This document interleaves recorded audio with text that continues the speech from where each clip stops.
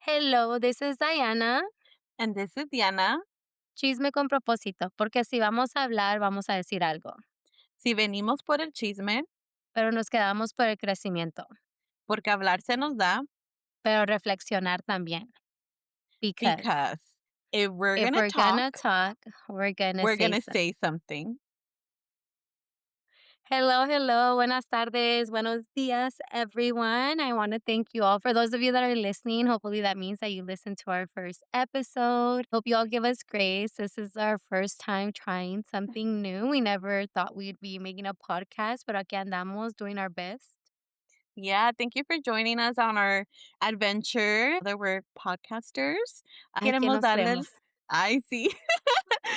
También queremos dar las gracias to those of us that joined us at our launch party a few weeks ago. Thank you for coming out.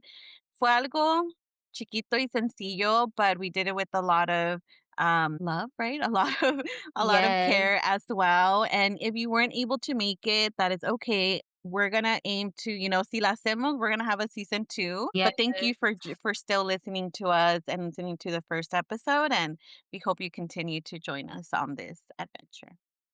Yes, like Diana said, I mean, we're already having conversations about season two. Like, who do we think we are? Pero aquí andamos, haciéndole la lucha. So hopefully, y'all stick through it with us and learn with us and all that fun, good stuff. Yes. But yeah, so now we're in episode 2, and so as we start talking about, what we see this podcast going towards, we want to incorporate new things. One of the things that we want to incorporate is having like a weekly chisme, right? Because como vamos a ser chismosas si no vamos a chismear. And you know what? I feel like we could have a daily chisme, honestly. There's But we're always gonna something start off with happening. yes, but we'll start out with the weekly chisme. So my weekly chisme this week is I have a 2-year-old niece who's a fucking menace, but I love her. And then this week, my brother-in-law actually texted me telling me that my niece randomly says "yaya," that's what she calls me. And then that whenever she cries, she goes through her list. So she says like Oh. "mommy, grandma, yaya." So that's my little chisme of the week. A ver, what's yours, Diana? Oh, so cute. We have such cute nieces, y'all. We do. Let's see. My cheese man, it just happened this weekend. Let's see. Let's get into it. So Diana and I were only gonna go out for 1 to 2 hours max. 1 to 2 hours tops. Tops, dijo la Diana. She We did went say to that. this like event in downtown. It was very interesting. And something that I don't think we said in the first episode is that Diana and I are actually both single. Yes, we are single and ready to mingle. Ahí si tienen una recomendación por ahí que esté vetted by a therapist, please and thank you. But we went to this like event. It's the first ever like singles event that I've gone to. I mean, I was out here supporting my girl. I had to go support Diana because she has been It's always inviting my me. fault. She has been inviting me for some time now. So we went. The place was really good. It was very interesting, but the plan was only to be there 1 to 2 hours max. Y pues no, se fue la noche and we didn't get home until later. Yeah, I mean, in my defense, right, I had told Diana, like, the plan is for us to go for like an hour or two tops. We were still having conversations literally at the bar saying, like, what are you gonna do after this? And I was like, "Oh, I'm gonna go do laundry, me voy a poner a limpiar." Yeah. And then, one thing led to another. And then Diana's looking at me saying, like, like, let's go. She's like pointing at her Yeah. watch. It's 4 o'clock already. Let's go. Yeah. And I was like, we're regrouping. We're Plans have changed. regrouping. But you know what? I feel like así es la vida. I think my mom always says, uno pone, Dios dispone, llega el diablo y todo lo descompone. Ay, So, Dios.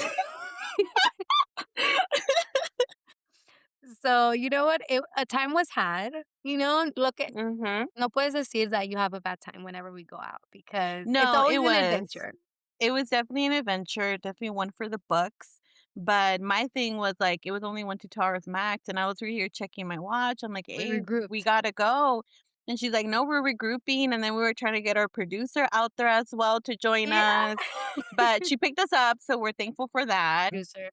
Yeah, shout out to our producer. But overall, it was an interesting night. It was fun. I like the Yeah. music. I like the place. Will I do it again? I don't know. We'll see. Ahí I veremos. mean, I always tell Diana, shaking ass is healing, you know? So if anything, we're gonna shake some ass, so It's therapeutic. it's Para therapeutic, sacar el yes. estrés. Your hips hold a lot of, like, emotions is what I've heard, so Yeah. Okay. but yeah, Well, that's then our there it Chisme of the is. week, y'all. Mhm. Awesome. So we'll keep having like cheese mess every time, we record a podcast. Today's episode, we're actually going to be, honestly, we went back and forth. So Diana and I have our planning meetings, we get together, and there's like a long list of topics that we want to go into. And we're also trying to be very intentional with what we talk about. So with this one, again, we went back and forth, pero decidimos to talk about being first gen. What does first generation like mean to us? And also talking about our pathways into higher education. Yeah, and I think first we should start off by defining like what is first gen, right? So there's a lot of different definitions for what a first gen is, but our understanding and the way that we view first gen is if your parents didn't go to college, and then you're here and you're getting a college degree, then you're considered first gen. So even if you have, older siblings that have gone on to Mhm. college, you're still considered first A gen first because you gen. still are going to encounter some of the similar barriers that your older siblings might have encountered. I think for me and Diana, something that we relate a lot to each other is the fact that we are actually the first ones in our family to go to college. So we really were the ones that we're like our parents like guinea pigs, right? Like they're a guinea Mhm. pig for like the American dream, in quotation marks, whatever that is, to like pursue higher ed. Yes, and then kind of extending on that, it's either parent or guardian, right, that have earned Mhm. a 4-year college degree. So we know that, everyone comes from different like backgrounds and experiences. But yeah, for us being first gen meant not only being the first in our families to attend college, but also learning how to navigate the systems, right, that we have never been exposed to before. Um, College kind of came with it's a whole world, right, that we had to like Yes. learn and navigate. And I know something that we've even talked about is during high school, like, they would have like the admission reps give these presentations. And I know I've asked you, like, were you ever like invited to these sessions with the reps during high school? No, and it's crazy, right? Because now we look at it and, our background is in admissions, right? So we really were, and we did that in our early, like, careers going to high schools and presenting, and it kind of forced us to think like, "Oh, wow, like, we never had Mm-mm. this," right? Like, I never got pulled out of class to hear an admissions presentation. I think, Mm-hmm. I always heard about college and, that I needed to go, and I had a vague idea of what I needed to do, and I had a good relationship with the career center, and so that kind of told me a little bit about what I needed to do, but I never had the opportunity to talk to an admissions counselor for them to tell me, like, "This is what the university looks like," and I think even then, right, Mm-hmm. you have a lot of, like, admissions counselors that aren't very transparent with, like, what Mm-hmm. it's gonna look like, right? And I feel like that was something that we were very intentional as, like, admissions counselors was like, "I'm gonna give you the truth, like, this is what Everything. yes, this is what it looks like going, like, let me break it down for you," because there's a lot of just, like, misconceptions of higher ed and just, like, a veces te lo pintan bien bonito, that, "Oh, it's Mm-hmm. gonna be, like you're gonna have such a great experience," and, like, don't get me wrong, it is a great experience, but, like, it doesn't come without its challenges. Agree, agree, yeah. I also never was invited to, like, the College and Career Center during high school for these visits or presentations, and I would notice that certain students would get pulled that route and others wouldn't. But I will say that I was very lucky in being part of a program throughout high school where I had, like, a mentor. And he really was the one that walked me through like the application, my personal statements, what to write, what to include. And it's through him as well. And it just in general, like the application where I even like learn more about like what being first gen is, right? Because I feel like that's a term that now it's so comfortable and familiar, but back Yes. then it wasn't.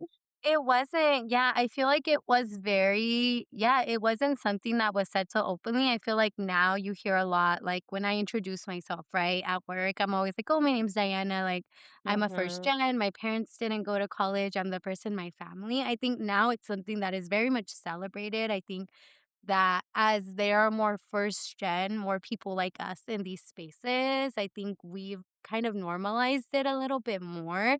But I think it all stems from the fact that like these spaces aren't really created for people like us, right? And so it's not until we're in these spaces that we can really be vocal about it. I even think about like the college and career fairs. Like, I Mhm. remember going to like the college fairs and it was like a grad fest, like how you're grabbing Mhm. flyers from everything Mhm. and then you see students who are more intentional, right? They're seeking out specific campuses, they're seeking out specific programs.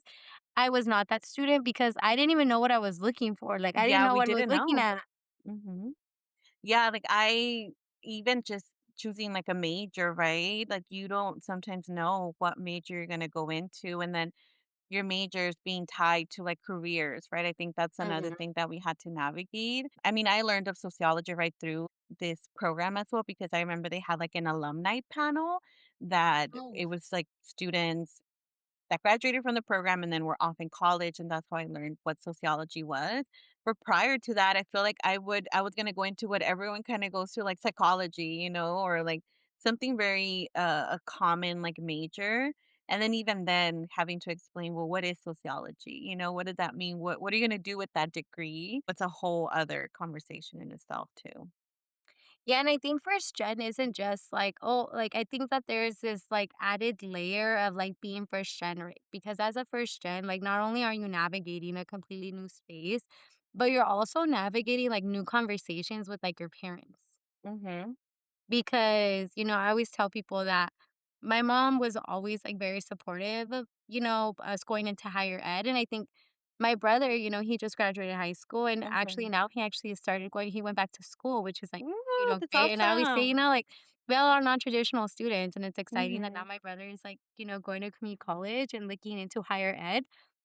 But at the time when I was younger, that really wasn't his plan, and so he was very big on, like, "Enfóquese en las niñas," like, "Que las niñas vayan al colegio." And so my mom was very supportive of it, like, the Mhm. idea of me going into going to college, but then when it came to actually go, she was like, "Pero, ¿a dónde te vas a ir? ¿Y con quién te vas a quedar? Y no conoces a nadie en ¿Y allá." por qué tan lejos? Yes.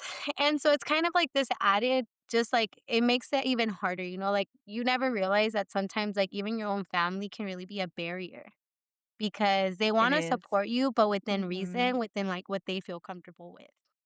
Yeah, and I think even tied to that, there's, like, guilt, right? Because Mhm. the guilt of you're the one, like, moving away, and I feel like within our, family, especially, like, Latino families, and I mean, we come from Mexican backgrounds as well, there's, like, this strong, like, family connection, and we always have to be together, right? And you can't go far away.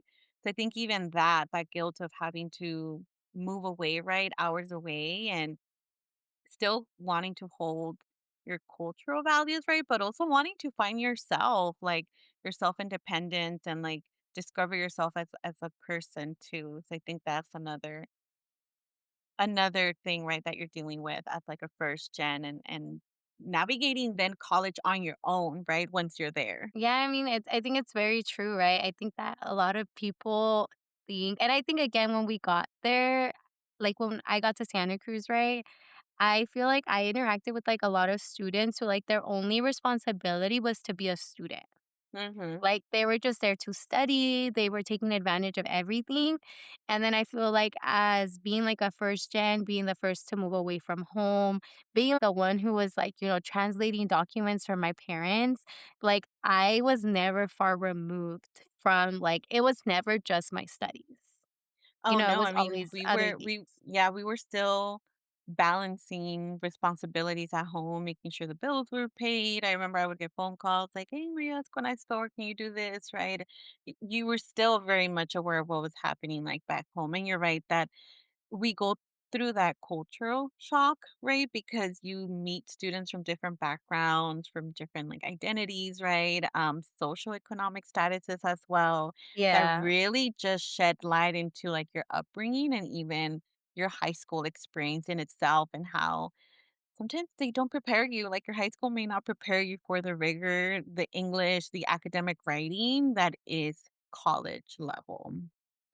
Yes, they really don't, and I think it's very shocking sometimes to see. I think for me, it was seeing, like, students who would tell me, like, "Oh, like, I retook the SAT, like, 3 times to increase my score. I had tutors for, like, my Mhm, AP exams." Like, all these things that, honestly, I didn't even know existed, and that their parents were able to, like, provide them those things, right? And then mhm, it's kind of weird, like, it's a very no sé cómo se dice, like, where you have, like, these 2 very opposing ideas because it's, like, on one level, you're thinking, like, "Oh, wow, like, they have so much privilege and they have access to so many things."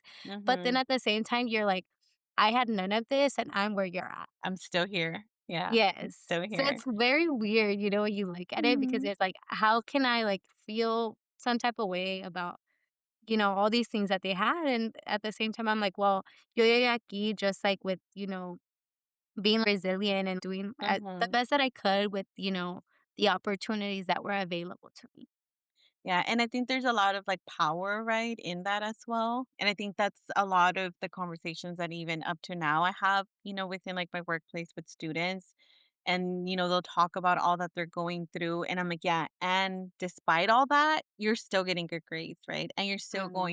you're applying, and you're still succeeding despite all of these, like, barriers, you're still here, right?" And I think that shows resilience, but also the type of person, right, that they are and how education, I feel like it's not just personal, right? I think it represents our families' like sacrifices, our hopes, right? And there's a lot of expectations tied to that as well. So many. I feel like my family always makes jokes like, "Oh, ella sabe todo because ella fue al colegio." Like, my mom will always make little comments like, "Ah, pero la mandamos a las mejores universidades." And, like, stuff like that. Like, they think that you know everything because you went to Mhm. college, and it's like, "Bruh, I'm still learning." Like, Figuring it out. We're still figuring it out. I will say that there is sort of like this expectation and family expectation, but also pressure as well to know it all and have it all figured out. yeah, and it's just like, I literally am just 31. Like, what? Whenever Yeah. it's time to adult, I'm like, "Wait, I feel like I'm a child again." Taxes? What? Taxes? Oh my god, it is tax season too. How was it for you, like, moving away for college and then having to come back home afterwards? Yeah, I mean, I feel like it was I don't know, honestly, the whole thing felt very, like, surreal. I think I didn't like, for example, when I applied to Santa Cruz again, another Mm, thing about being first gen, mhm, right, it's like a lot of us are just kind of like a panzazo, like, applying randomly, you get the waiver, so you're like, "Oh my god, which 4 do I apply to?" mhm, Dude, I applied to some schools that, like, no idea where they were even at. And then I got accepted, and then I was like, mhm, "Oh, mom," like, I remember I applied to Cal State Dominguez Hills. Dude, I didn't mhm, even know where that was, and then when we went to LA one time, and then I mhm. told my mom, I was like, "Oh, mom, pues, like, vamos a pasar ahí, apliqué, like, so I can check it out." And then I saw, and I was like, "Yeah, like, that's gonna be a no for me," like, you know? So Yeah, it's just like and it was because, like, no one told me, like, "Do your research." do your research. Yeah, Mhm, and so I just randomly applied to Santa Cruz, right? I had never heard about Santa Cruz in my life. Like, no te miento, like, I'm not lying when I tell you I had no idea where Santa Cruz was at. Thought it was right next to Santa Barbara, like, not even close. close, no. But I ended up applying, right? And then I remember, like, back then, the smartphones were a thing, so I had to print out, like, the MapQuest Mhm, and it was like a 4-hour drive, and the entire drive, my mom was like, "Oh, like, no sé por qué quieres ir tan lejos, puedes ir, like, UC Merced, está más cerquita." It's very much, like, mhm, against it. mhm. And I get to Santa Cruz, so green, there's deers and turkey. I was like, "What am I What doing is here?" Like, this? what is this? Pero I Mhm. was like, "Pues ni modo, dude, ya, pues ya, I already ser" I was literally my first time on campus was my freshman orientation. So I think my Same. yeah, so I think my Mhm. first year, I was very homesick. I think I miss my family a lot, and I think a Mhm. lot of times we focus a lot on, like, our experience, but it also is hard for our families.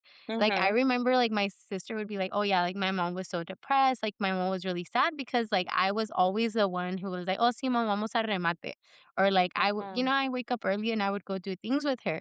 So, it's also Mhm. that, right? That as hard as it is for us, it's also hard for them and for, like, Mhm. our siblings, because now they're kind of Mhm. navigating things on their own, even though my sister would still call me every day, but still, Yeah.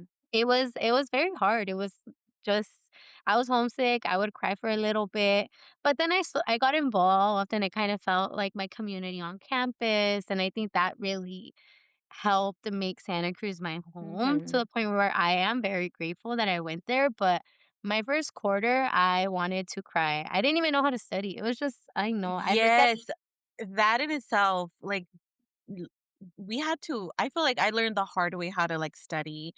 And I mhm, mean, it's very similar. I feel like my first year was rough, just being homesick. And you're right. I feel like our families take it just as hard. I remember that my dad said that my mom cried the whole way back after they dropped me off, like during move-in day. I remember when I would, my little brother, he would write me, which up to this day, I actually still have like little letters that he would like write me, and then he would like stuff them in sometimes in like my luggage, or if I would oh, yeah, and then I would, like, send them, like, Santa Cruz postcards, from, like just based on, like, the different, like, holidays and stuff, but it is definitely hard. It's a lot of, like, having because, 1, I feel like we're breaking barriers, right? And moving away, and especially being we're not just, like, first gen, but we're also Latinas, we're women, right? And I feel like we're breaking those barriers as well in itself. Being first gen, it's loaded, right? And I think it also yeah. varies, like, whether you're, like, the oldest, you're the 2nd or the middle child as well, like, that comes with its own layers. Yeah, because I think even, like, for example, when I was in school, like, doing the whole application, like, applying for financial aid, scholarships, doing your housing deposit, signing up for orientation, like, those are all things that we had to figure out on our own. Mhm. And then when it was, like, my sister's turn, like, it was the expectation was that, like, "Okay, like, ayúdale a tu hermana." So it's Mhm. also kind of we do set the standard, I think, sometimes for our siblings. Like, I know my sister to this day is always like, I didn't wanna move away to college. Like, she was like Mhm. my mom was just like, "¿Y tú pa dónde vas a ir?" So it was kind of Mhm. like the expectation was that she had to leave for college because I You had done it. see, I wanted my sister to move away to college, pero no quiso. She wanted to No, stay dude. close by.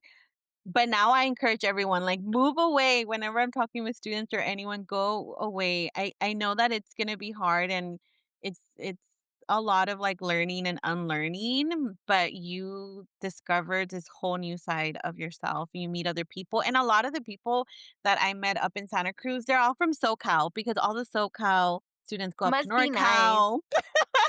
Must be So, nice. like, some of my, like, friends up to now, like, they're from SoCal, from, like, East LA, and then you meet others that are outside of LA. But yes, I would say move away. It's a very unique experience, and it's a once in a lifetime experience too, I would say. It really is, and I think it exposes you to different perspectives, different people. I mean, like, for example, Mhm. for me, because I'm in the Central Valley, I didn't really have exposure to people from LA. I was not exposed to people from the Bay Area. And then it was funny because I would come home y pues se te pega, right? Like the lingo. I Mhm. remember, Yeah. I don't know if it's still a thing, right? But like back then, like they used to say hella a lot, like, oh, that's hella funny. Very much like a Bay Area thing. Mhm. And then my family would, like, roast me so bad, like, they'd be like, "Oh, like, why are you talking like that? ¿Quién te crees?" And this and that. So it's also you pick up on, like, just, like, their mannerisms and just I don't know, it's also nice because I Mhm. think when you grow up in a bubble, you think that, like, you're only going to find community with, like, la gente que está a tu alrededor.